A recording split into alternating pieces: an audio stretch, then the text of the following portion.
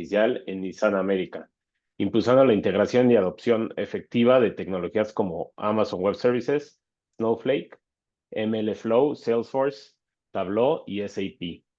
A lo largo de su carrera, Rodrigo ha destacado por transformar procesos y generar resultados concretos mediante la implementación creativa de inteligencia artificial y análisis predictivo. Es experto en crear y desplegar modelos escalables que generan valor tangible para los negocios, especialmente en sectores financieros, manufactureros y automotrices. Como implementando su robusto perfil técnico, Rodrigo cuenta con una amplia visión estratégica y experiencia en regulación del sector fintech y bancario. Su capacidad para comunicar conocimientos complejos de manera clara y efectiva le ha permitido presentar iniciativas exitosas ante directivos e inversionistas, facilitando la toma de decisiones estratégicas y rentables. Su compromiso constante con la excelencia académica lo ha llevado a completar múltiples maestrías y actualmente se está preparando para iniciar un doctorado, siempre motivado por estar a la vanguardia entre metodologías emergentes y tecnologías disruptivas. Además, en su tiempo libre, Rodrigo es un apasionado de la gastronomía mediterránea y también promueve un estilo de vida saludable y equilibrado.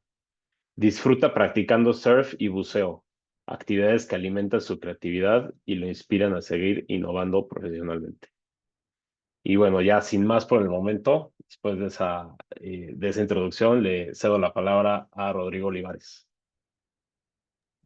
Hola, mucho gusto, muchas gracias, Diego, gracias por la introducción y bueno, sin más preámbulo, empecemos con la presentación. AI sin promesas vacías, estrategias reales y resultados concretos. Esta plática, esta charla nace de una necesidad personal que se alineó con una necesidad de MIT de hablar de AI. Hoy en día estamos bombardeados con el hype de AI y hemos notado que la industria se ha llenado mucho de altas expectativas. Entonces lo que quiero es, con esta plática, poner las bases de lo que se puede hacer y lo que aún no se puede hacer con AI. Es importante poner el contexto que AI está experimentando un crecimiento sin precedentes. Hoy en día representa 800 o se tiene esperado que represente 826 billones para el 2030. Eso quiere decir que 8 de cada 10 empresas van a estar aplicando alguna iniciativa de AI en los próximos años. Aquí la pregunta es, ¿qué empresas realmente obtendrán un valor real por eso por cada dólar que se pierde en esta iniciativa? Es también importante mencionar que estudios de Gartner presentan que solo el 22% de las organizaciones logran tener una implementación de AI con éxito. ¿Esto qué nos quiere decir? Entonces, la pregunta es, ¿cómo podemos formar parte de ese porcentaje de éxito para realmente poder aprovechar la inversión y aprovechar el potencial que tiene AI? Entonces, ¿por qué es tan difícil lograr una implementación de AI eficaz? Eh, a pesar de su promesa, el implementar AI siempre presenta no solo retos técnicos, sino presenta retos de personas, de procesos, y esos son los retos que en mi experiencia son los más difíciles de solventar. Tenemos varias barreras fundamentales que impiden el éxito. Uno de los primeros obstáculos es identificar bien el problema a resolver y la estrategia que vamos a implementar para que esto funcione. Con este contexto, les puedo explicar que en Nissan descubrimos que los principales obstáculos no eran tecnológicos, sino más bien recaían en la parte estratégica y organizacional. Entonces, lo que estoy presentando ahora es una breve arquitectura de AI sustentable, reusable y con crecimiento orgánico, ¿no? Donde tienes una capa fundacional, una capa técnica y una capa de aplicación, por así decirlo. Entonces, es un marco de referencia de gobierno de AI, donde realmente puedes implementar dos, o más bien tres procesos muy interesantes, que es modelos fundacionales, modelos ad hoc, y hoy en día ya está considerado dentro de este modelo todo aquello que tiene que ver con lenguaje NLP, Natural Language Process, o incluso LLMs bajo una capa de AI generativa. ¿Por qué hago mención de este framework y por qué igual me voy un poco a la fase foundational de esto? Y es, la tecnología está ahí. El cómo lo usamos y cómo la implementamos estratégicamente es el camino que debemos buscar y es hacia donde nos debemos dirigir para tener un ROI positivo en nuestras implementaciones. Entonces, una verdad incómoda. En muchos de los casos que van a ver, e incluso en nuestra práctica profesional, la implementación de los proyectos de AI dejaba mucho que desear.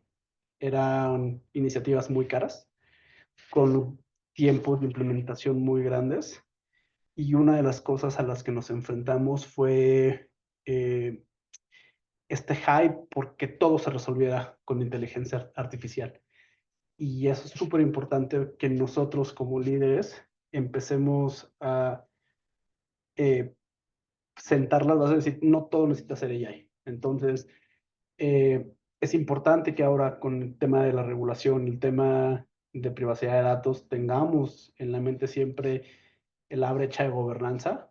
En Nissan, al ser un país, a una empresa que es global y al ser esta área de inteligencia artificial, una oficina que atiende requerimientos globales, sí es una gran responsabilidad y toma mucho peso el tema de que economías más avanzadas o países más avanzados, no solo en la tecnología, sino en la regulación del AI, la cumplas.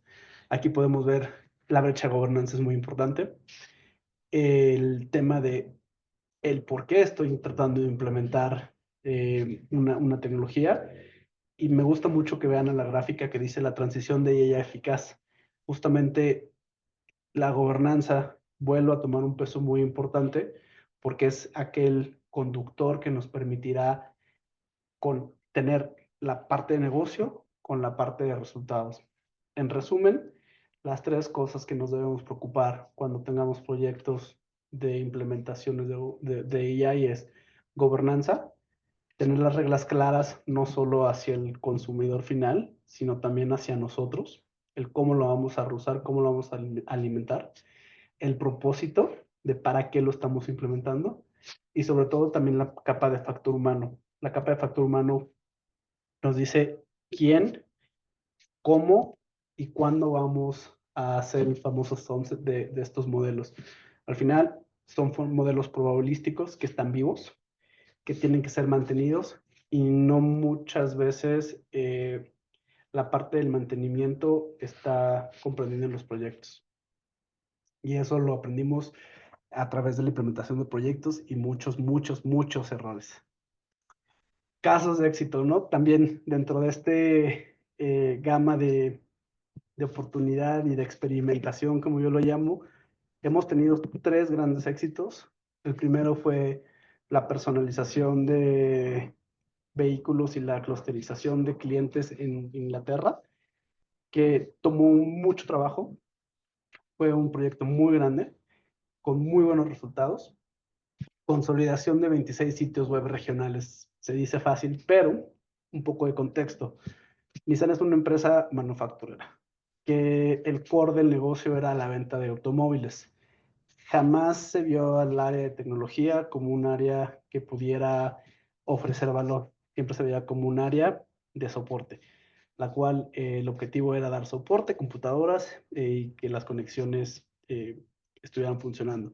A partir de los años, el rol de IT ha ido cambiando. También es importante mencionar que antiguamente analítica y AI estaban bajo la sombrilla de IT. Hoy en día se está volviendo una unidad independiente. Entonces, esto quiere decir que organizacionalmente está teniendo cierta independencia y está jugando dentro de la toma de decisiones. El segundo fue la democratización de los datos del concesionario. El modelo de negocio de Nissan es la producción de autos y a través de dealers, que son concesionarios, se da ese vehículo. Entonces, ustedes en Estados Unidos, China sobre todo, que son mercados muy grandes, la consolidación de la información de los dealers y el tipo de comunicación que existe era muy complicada. Entonces hemos logrado a través de esta madurez tecnológica poder implementar mejores soluciones hacia los dealers, que den valor hacia los dealers y eso posiciona la marca no solamente como una marca que te da un buen profit, sino que te da una visión de tu cliente que es capaz de darte otros sentidos. Hago la aclaración, es súper importante entender el nivel de madurez tecnológica de las diferentes regiones. Todas estas soluciones tienen un scope, un limitante en el país. Lo pongo, por ejemplo, en Perú, donde hemos tratado de aplicar estas soluciones, pero hay una falta en la infraestructura que es el Internet no existe y es muy, muy malo, entonces eso también limita. Y este tipo de detalles operativos se tienen que considerar también en las implementaciones de las soluciones. Y el tercero fue desarrollar una automotriz basado en datos. Este es uno de los grandes éxitos donde les voy a contar una historia que es BYD, es las marcas chinas son capaces de lanzar y reformar sus plataformas de producción en 18 meses, desde la concepción de una idea de un vehículo hasta el momento en que lo producen. 18 meses. ¿Cómo lo hacen? Lo hacen a través de la innovación de gemelos digitales. También hay una parte ahí que es el tema de los estándares. No cumplen con estándares, pero bueno, eso es independiente a nuestro tema. Sin embargo, la parte que me quiero enfocar es cómo marcas chinas están aprovechando la tecnología a su favor. Nosotros lo hicimos y hemos visto grandes resultados.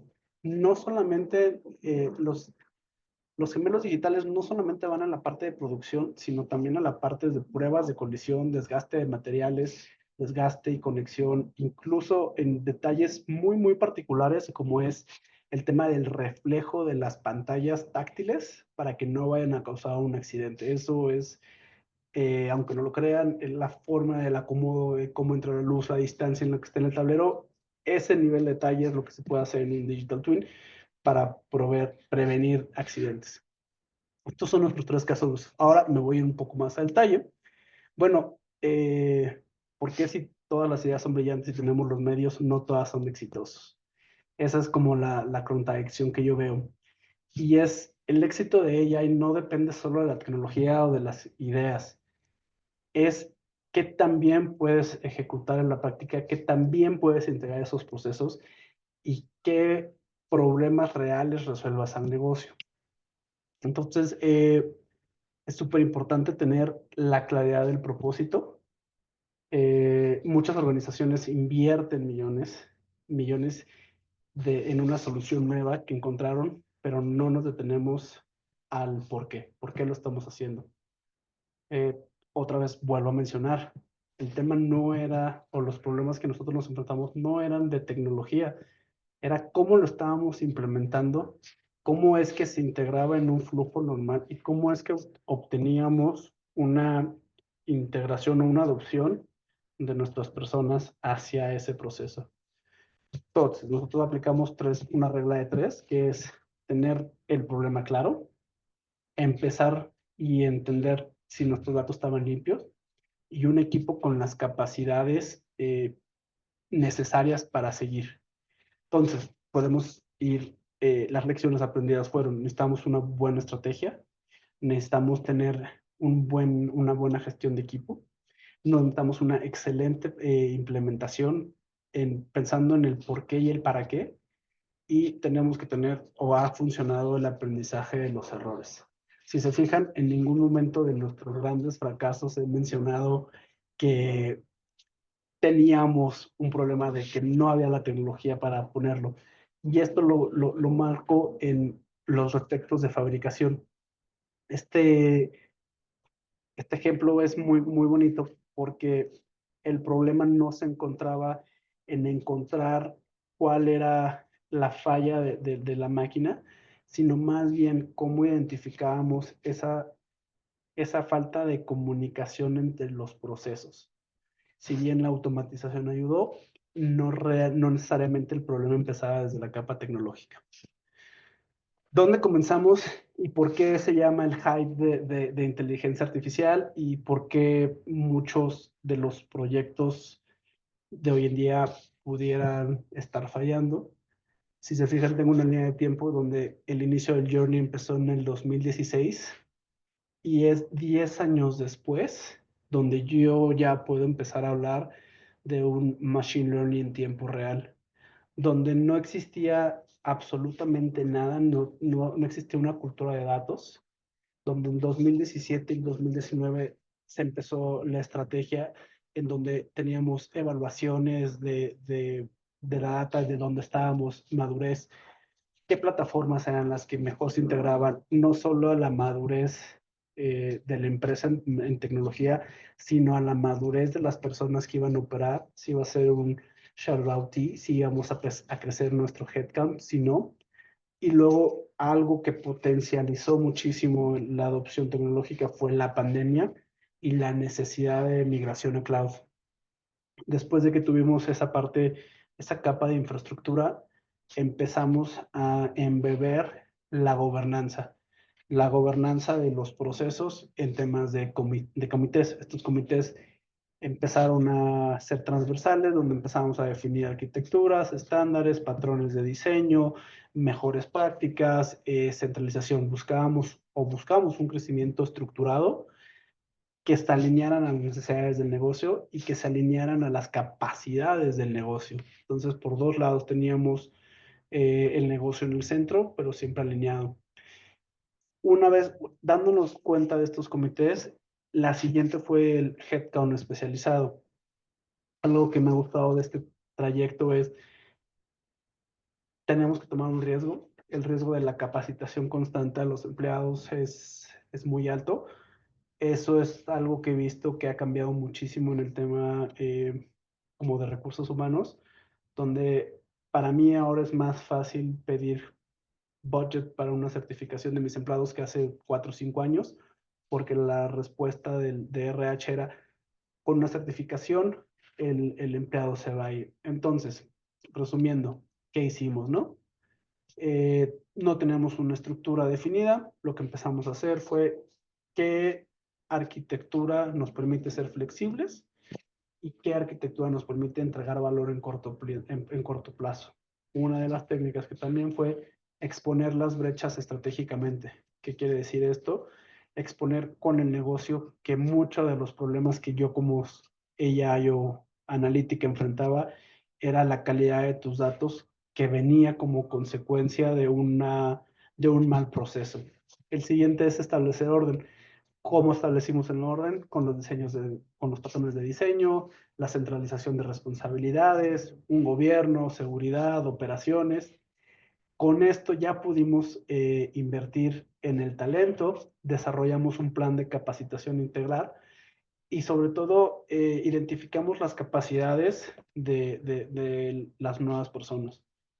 Les voy a contar un poco de contexto. Antiguamente mi mercado era únicamente Estados Unidos y después de unos años empecé a trabajar con México. Una de las grandes cosas que observé en tema de talento era, para México, una persona que tiene 50, 60 años es un perfil que ya está de salida de la empresa, mientras que en Estados Unidos todavía su vida productiva es alta. ¿Por qué lo menciono? Nos dimos cuenta que muchas personas en Estados Unidos que trabajaban con Excel y hacían macros eran muy buenos y tenían una gran sensibilidad para los datos, para poder entender la probabilidad, para poder entender y automatizar procesos. Parte de la estrategia que hicimos es captar estos talentos, preguntarles si les interesaba en su momento un nuevo rol más orientado a lo técnico y fue un gran éxito. ¿Por qué? Porque resolvíamos una necesidad de gente especializada con áreas de matemáticas, con ingeniería o que simplemente le gustaba el tema de la programación hay un caso muy especial que era un señor que había tenido un minor en arte y es uno de los mejores científicos de datos que yo he conocido. Y es un contexto totalmente distinto. Eso me llama la atención porque quiero también decir que AI, Machine Learning, es una rama que es inclusiva. Cualquier persona que pueda o quiera aprender, lo puede aprender. También aquí quiero mencionar lo que hubiera hecho diferente, ¿no? Creo que uno de nuestros errores fue no supimos equilibrar el valor con la infraestructura. A veces priorizábamos entregas rápidas para mostrar valor con una infraestructura o muy pobre o una infraestructura demasiado amplia, demasiado escalada, lo cual en el tiempo fue difícil de mantener. Otra de las cosas es reducido la deuda técnica. Al principio no teníamos mucho budget, era un equipo muy pequeño y trabajábamos con lo que teníamos, pero nunca pensamos en este path de especialización o el path de crecimiento. Todos eran generalistas. Entonces, lo que yo hubiera hecho diferente es, desde ese primer momento, había o era asignar roles específicos. Está bien ser generalistas, pero en un momento se vuelven tus generalistas cuellos de botella y eso nos trajo consecuencias. El siguiente problema que muchas veces en las pláticas de comité no se hablan son los problemas de sustentabilidad. Aunque convenciéramos a los VPs de que esta era la mejor iniciativa y este es el deber ser, nos quedábamos siempre a high level. No nos poníamos a pensar en la reusabilidad y en la operatividad de nuestras soluciones, lo cual años después nos trajo consecuencias, especialmente cuando modelos predictivos se embebieron en decisiones importantes de la compañía, específicamente en cash flow, y hoy en día esos modelos son muy difíciles de mantener y son muy difíciles de escalarlos. El siguiente y el más grande, el que más me arrepiento, es la implementación de MLOps. El MLOps, si bien como framework de trabajo es estricto, sí hubiera empezado con lo básico, que son Model Registry, versionamiento de datos y el tema de un registro de tus modelos y ciclos de vida. Y el tema de formalizar el tema de reusabilidad. Entonces, en resumen, tenemos las foundational al inicio del 16, las bases sólidas del 2017, la madurez operativa del 20 al 23 y hoy en día la optimización integral. ¿Por qué pongo esta línea del tiempo? Porque para mí es importante reflejar que el tener las capacidades de AI a un punto donde ya puedes dar resultados muy pronto, no hay una píldora mágica, no hay una inmediatez, fue un trayecto. Si bien los tiempos se pueden acortar y puede ser mucho más rápido, sí considero que cuando ustedes piensen en implementar una solución, sean cuidadosos. No hay esta inmediatez, tengan esta tengan presente que es un proceso de madurez que no todas las empresas no va a ser el mismo tiempo para todas las empresas.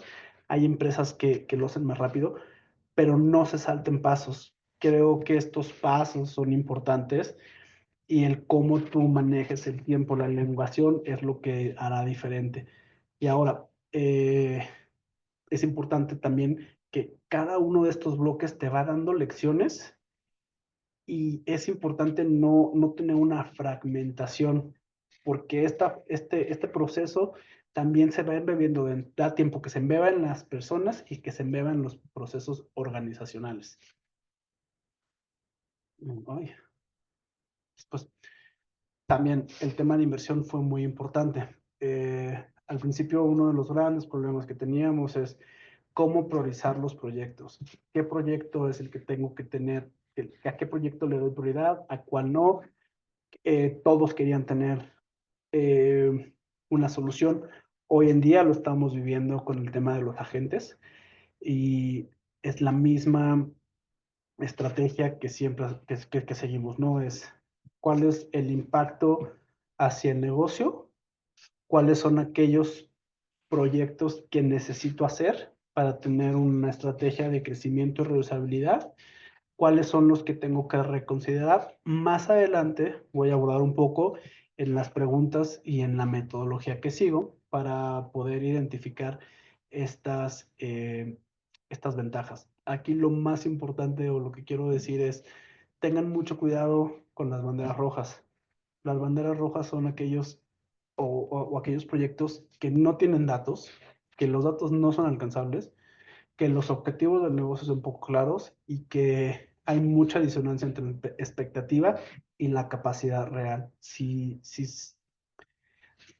Lo que trato de decir con esta lámina es, identifiquen esos casos o esos proyectos, no los tomen, moldeenlos, traten de manejar el scope y implementense y vayan con los siguientes. Entonces, la triada perfecta para nosotros es enfocarte en problemas reales que tú, con tu capacidad actual instalada puedas resolver.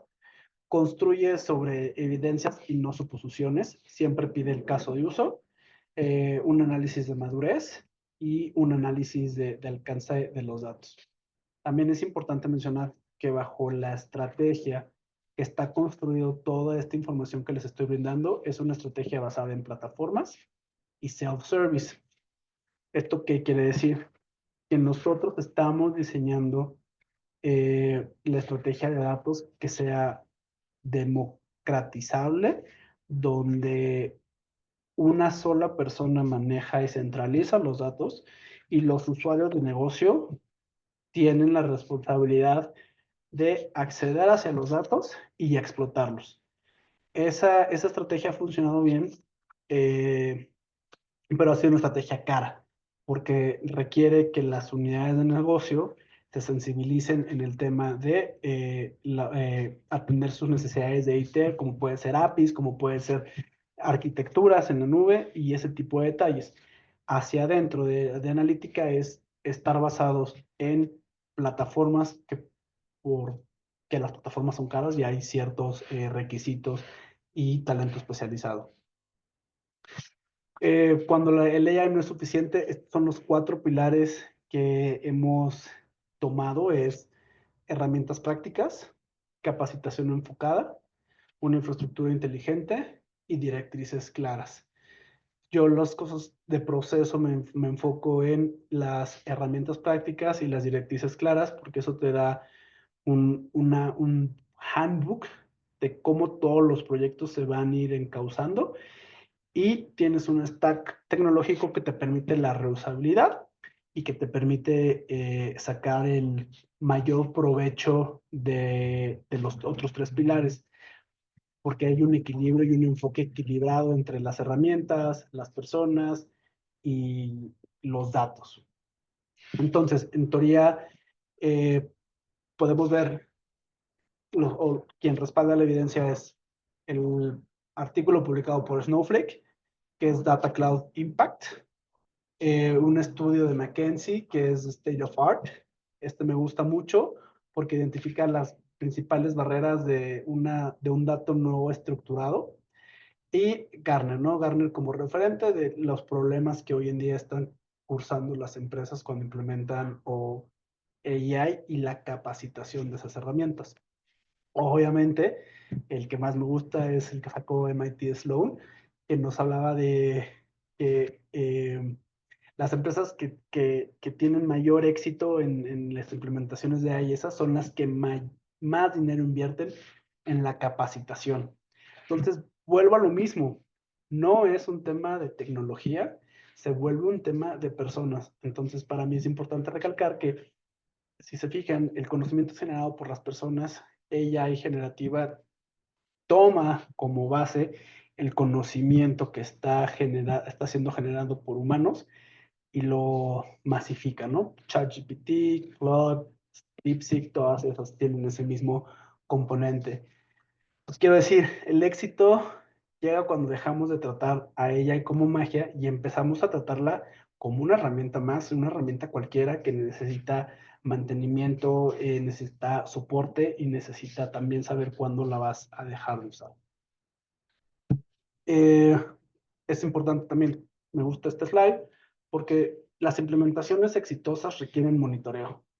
Requieren monitoreo en diferentes stages o dimensiones. Una es en la parte de producción, eso quiere decir cuando ya está siendo consumida. La otra en operaciones. La otra es en experimentación. Y otra de las cosas que nos es muy importante es cómo los usuarios finales están tomando la adopción y el impacto. Entonces, estos, al poder medirlo, nos permite estar enfocados y revirar. Súper importante tener flexibilidad cuando implementas este tipo de proyectos. Las métricas fundamentales son cuántos modelos activos tenemos, cuánto tiempo nos está tomando desarrollarlo y la obsolescencia. En operaciones podemos hablar de qué tanto el equipo está desplegando los modelos que empiezan como una prueba de concepto hacia los modelos que ya están en operación y ya están empezando a generar un beneficio hacia la empresa. Es importante también que entiendan que muchas veces de las pruebas de concepto, el factor económico no está siendo bien medido o es inflado, y eso también es un gran error, porque debes de considerar absolutamente todos los costos. Y esto lo menciono por el tema de AI generativa o los famosos AI agents. Los agentes, si bien son una buena solución, hoy en día traen muchos costos ocultos y no siempre son vistos cuando lo haces en una prueba de concepto. Que va a mi tercer punto, esa es la experimentación. Todo esto lo aprendes a partir de la experimentación y a partir de las tasas de éxito. En mi experiencia específica de con Nissan, pues aprendimos a la fe, tratamos de implementar un proyecto de, de poder tener mantenimiento prescriptivo, y una de las causas o uno de los errores que tuvimos era los sensores. Tuvimos que entender que a veces los sensores estaban captando una mala información porque eran sensores mecánicos en vez de ser sensores eléctricos. También a veces los sensores eléctricos tenían fallas de lecturas debido a las altas temperaturas. ¿Por qué traigo a colación este ejemplo? Porque en la vida real el problema se vuelve mucho el contexto, y también tenemos que incluirlo en las decisiones. Entonces, si puedo concluir, en Nissan la transformación vino de poder crear un ecosistema completo que considera todos estos factores que les estoy mencionando, una capacitación constante y sobre todo el no tener herramientas aisladas. Ese es uno de los grandes retos, el poder tener comunicación entre todas las herramientas y entre todos las áreas de negocio. ¿Cuáles son los costos ocultos de AI? Esta slide en particular me duele mucho porque la pesadilla operativa no es que un modelo no te dé los resultados eh, adecuados, sino es el que no te das cuenta que no te está dando los resultados, está generando muchas pérdidas. Entonces, mi consejo es, por favor, sean cuidadosos cuando pongan en producción una solución. Tengan este framework de revisar, experimentar y validar los errores. Hoy en día hay muchas técnicas para poder para poder ver cómo un modelo se comporta antes de pasar la operación. Otro de nuestros errores fue el error de CTV Development, también nos costó, porque empezamos a notar que muchas de las personas están generando información en silos, sin estándares, sin ningún tipo de documentación, sin ningún lineamiento. Entonces, otra vez es importante que cuando hagan sus soluciones consideren las limitaciones técnicas, los hilos organizacionales, el estándar y cómo la vas a mantener. Otro consejo, la cicla de vida incompleto. Esto quiere decir que no estás considerando cómo vas a sustituir ese pedazo de arquitectura cuando falle o quién va a ser el relevo. Un ejemplo muy claro, hay un proceso de riesgos para acreditación de créditos. ¿Qué pasa cuando tu modelo de riesgos falla? ¿Cuál va a ser el backup? ¿Cuál va a ser el tiempo? Ese tipo de preguntas, cuando estás haciendo una prueba de concepto o cuando alguien te da una información o cuando alguien trata de venderte una plataforma de AI, por lo general no te lo mencionan y por lo general te dicen que su producto jamás fallará, que no tendrás de qué preocuparte. Tengan ahí mucho cuidado. Eso es mentira. En nuestra experiencia, es muy difícil que un modelo no falle. Por eso es importante que adopten las estrategias de MLOps lo antes posible para poder subsanar este tipo de cosas. De aquí, conclusión, ¿no? Entonces, los factores comunes de fracaso son falta de supervisión, ausencia de estándares y una ambición tecnológica sin pragmatismo. Todo para mí ha sido súper importante porque la última es, a decirlo, los agentes. Hoy en día todo el mundo quiere ser agentes y no necesariamente esa es la solución, tanto cara como cliente como cara interna. El ejemplo que puedo decir es el call center que da soporte a garantías. Hay problemas que sí pueden ser solucionados con un agente, pero hay otros problemas donde la frustración del cliente es tan alta que si tú le pones un cliente, un robot o un chat, no van a poder, pues, desescalar este problema. Siguiente lámina. Desmitificando el AI, lo que los proveedores no te van a decir. Eh, a través de los años, muchos de los proveedores o de las consultoras que vienen con soluciones se quedan en la presentación.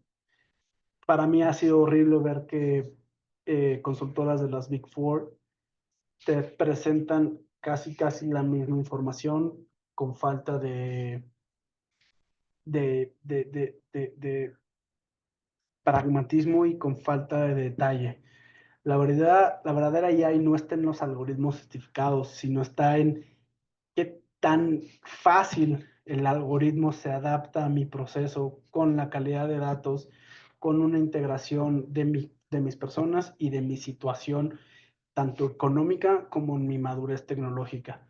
Eh, También es importante ver que no todos los problemas van a ser y no todas tus implementaciones van a ser exitosas.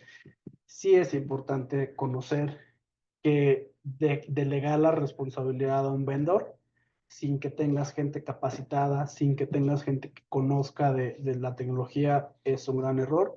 Y nosotros lo hemos aprendido porque hemos cambiado 4 o 5 veces los proveedores, los proyectos. Y es esa experiencia que nos permitió el revirar y decir, para que al menos ella y Analytics sea exitoso, tiene que ser desarrollado in-house. Esa fue, creo que, una de las mejores lecciones que pudimos ver de trabajar con vendors y de trabajar con este tipo de personas. Entonces, aquí los puntos claves son, siempre piensa en tus datos limpios, dónde están estas fuentes, cómo están estos métodos de captura y la calidad. La supervisión constante de tu modelo es súper importante, tener métricas claras, alertas tempranas, revisiones periódicas de lo que está dando contra los objetivos y el registro de los cambios en los datos y en tu entorno. Eso es bien importante. Recuerden, los modelos tienen caducidad porque la información cambia, los patrones y los diseños cambian. Y la última y creo que más importante es cuando implementas proyectos de ML o AI, lo que estás buscando es generar puentes, no generar silos. Si empiezan a generar silos, ahí la implementación está siendo fallida. Lo veo igual mucho con el tema de agentes. En vez de tener una estructura que orqueste los agentes, cada una de las nuevas filiales o cada una de las unidades de negocio están creando su propio agente y eso a la larga no es ni redituable ni sostenible. Entonces, eh, El desafío real está en tener sistemas completos que ayuden a mantener vivos los datos y con valor. Entonces, AI sin un ciclo completo desde la captura de datos hasta el consumo de las personas, lo tienes que considerar para que sea exitoso. Uy. Entonces, otra de las razones que tengan que, aléjense de esto, ¿no?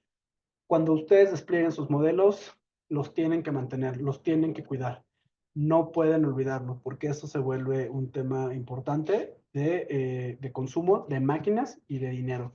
El segundo, la IA jamás reemplazará a los expertos.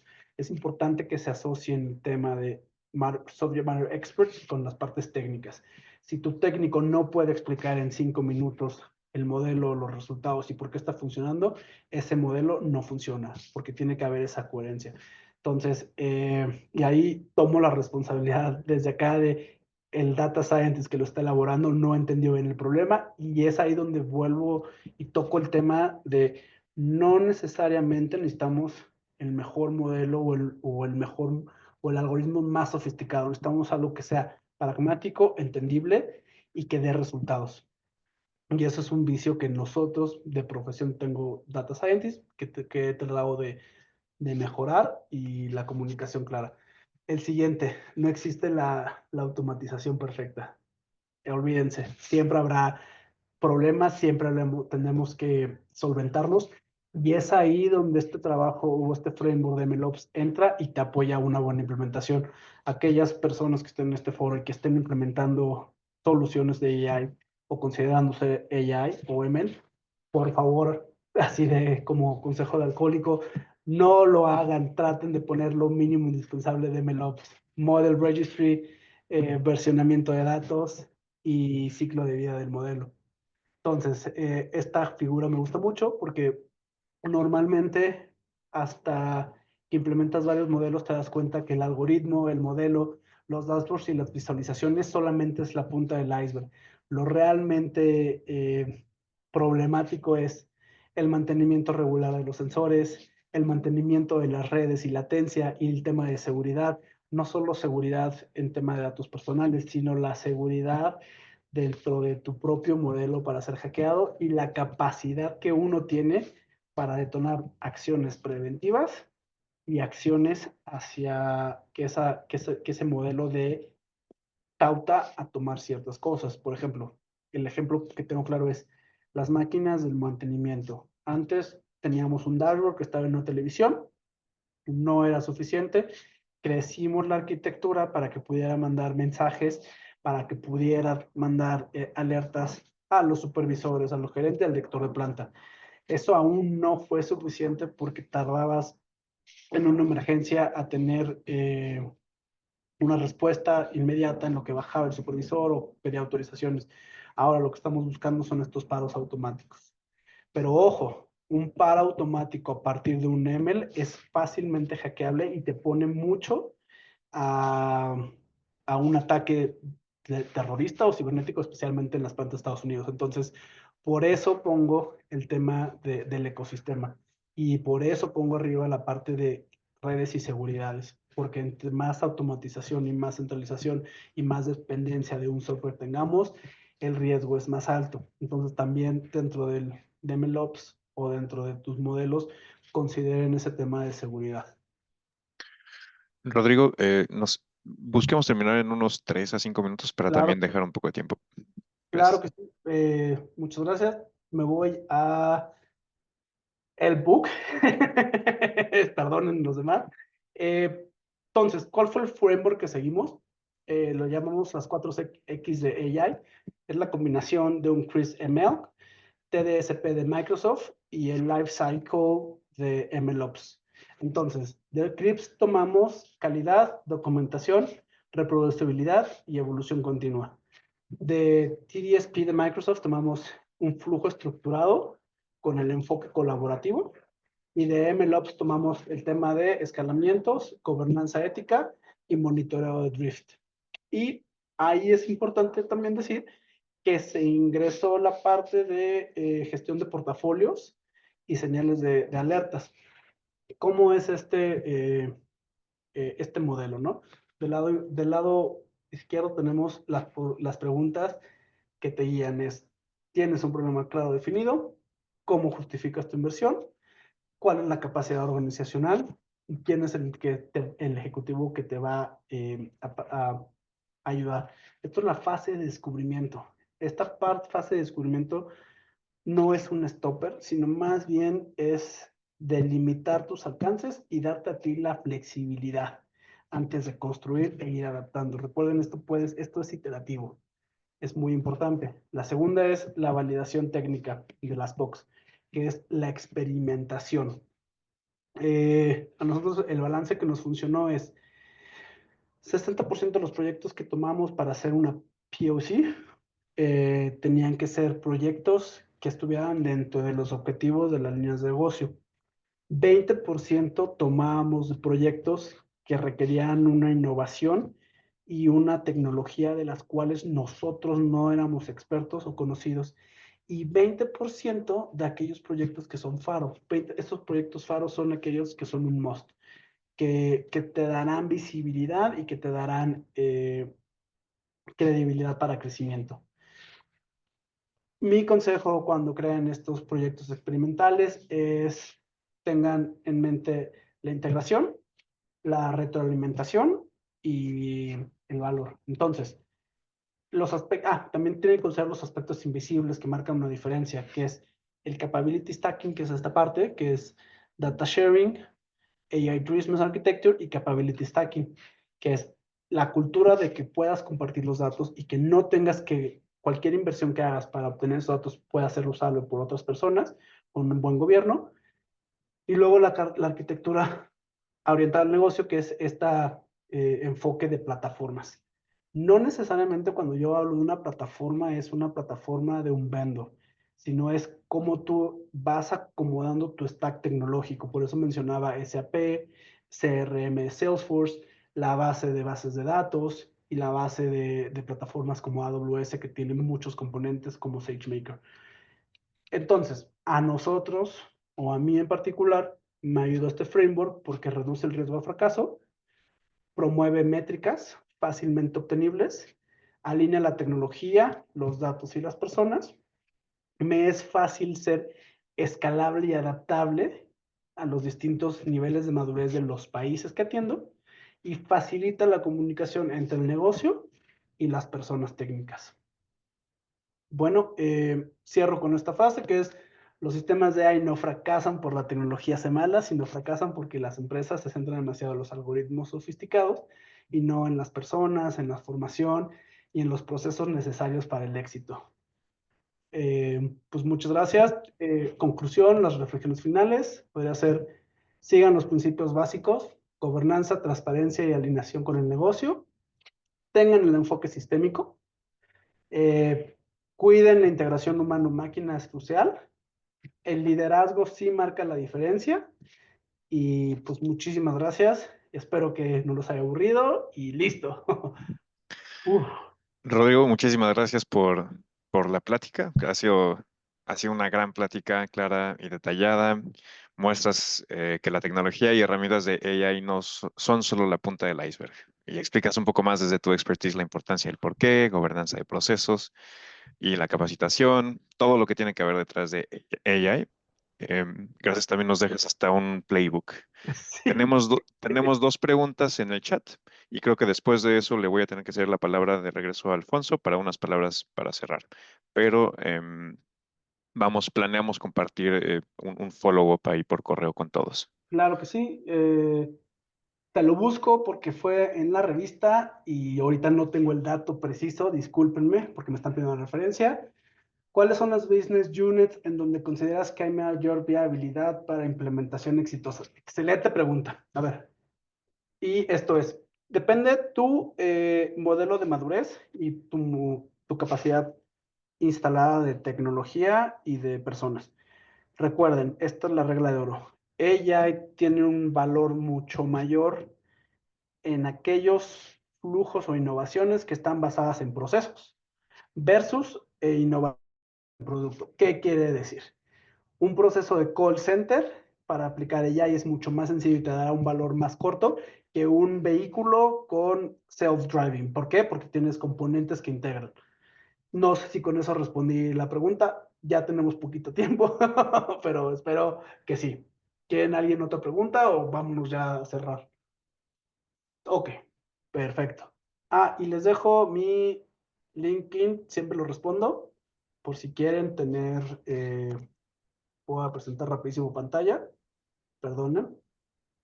Por si tienen más preguntas o me quieren buscar para platicar de AI o algo, y será un placer seguir con la conversación y muchísimas gracias. Listo, ya. Perfecto, muchísimas gracias de nuevo, Rodrigo. Alfonso, te cedemos a ti la palabra de regreso. Muchas gracias, Fer. Rodrigo, me dejaste sin palabras, totalmente impresionado. Primero, por tu madurez. Eres un joven, sabio, anciano. ¿Cómo puedes destilar tanta experiencia? Y te digo joven porque lo eres, y además por la diferencia obvia generacional. Creo que logras destilar esa experiencia porque no estás solo. Estás dentro de una empresa donde hay una misión amplia y concreta para resolver problemas reales. Y esa misión se apoya en la fuerza de la historia de la empresa y de la historia de lo que está pasando afuera. Entonces, eso permite ver un largo alcance para atrás y para adelante. Y entre ese atrás y adelante, creo que la fuerza que te da sabiduría dentro de esa empresa es que estás construyendo puentes. Estás haciendo un desarrollo institucional. Y esto nos lleva, y lo presentaste magistralmente, nos lleva al tema de que la tecnología no es sola. La tecnología está con la gobernanza. Y esa gobernanza necesita, además de transparencia, integración con el negocio. Dos frases me encantaron y como estamos sobre el tiempo, me voy a concretar en ellas. Joven, sabio, anciano. Dijiste, hay que pensar sistemas completos que ayuden a mantener vivos los datos y con valor. Atrás de la tecnología, la empresa y la gobernanza y el desarrollo institucional, la sangre que los alimenta a todos son los datos y el valor de los datos. Por eso me gustó esa frase. Y la otra frase es que la IA no es magia. Nos la están vendiendo con un extraordinario marketing, ¿sí? Como un acto de magia, en el cual justo se trata de no saber cómo lo hace el mago, porque eso es lo que sorprende, que ahora es la estrategia que viene de marketing en muchos casos, disrumpo sorprendiendo. Puedo hacerlo irritando, ¿no? Que es una manera de sorprender, pero disrumpo rompiendo. Lo que tú estás dando es una continuidad. Esa magia es una herramienta poderosa cuando entendemos mejor para qué la usamos, dónde la usamos, con quién la usamos y cómo la usamos. Muchísimas gracias, Rodrigo. No, a ti. Hoy no he parado de apuntar. Eh, Y como solamente, soy un modelo viejo del hardware masculino, que ustedes jóvenes ya son multitasking. En mi generación, solo las mujeres que son un modelo siempre mucho más avanzado, ya lo sabían hacer. Entonces, si me distraje un poco, es por eso, porque no podía absorber todo lo que estaba diciendo. muchas Muchas gracias, gracias. Alfonso. No, a ti, Alfonso, y solamente una última palabra, tomando tus bonitas palabras y cómo lo pronunciaste. Para todos los que están todavía en el foro es, no permitan que el mago los impresionen, recuerden que en ustedes está esa magia. Todos tenemos esa capacidad de magia y de asombro. Y lo pusiste hermoso, Alfonso. Gracias por las bonitas palabras. Y ya con eso cierro. Pues Y bueno, yo quiero decir un par de cosas más. Todas las preguntas que se mandaron por escrito las vamos a contestar con el apoyo de Rodrigo, también por escrito. ¿Sí? Y vamos a entregar un paquete con los slides, con el resumen, ¿sí? Con las preguntas resueltas. Nos vemos el próximo mes. Nos va a acompañar Adolfo de Unanue. Va a ser, recuerden siempre, jueves de MIT, es el último jueves de cada mes. En esa ocasión será el 24 de abril de este año. Ver, perfecto. Pues muchas gracias a todos por seguir asistiendo y nos vemos el siguiente mes. Adiós. Gracias, bye. Muy amables, gracias.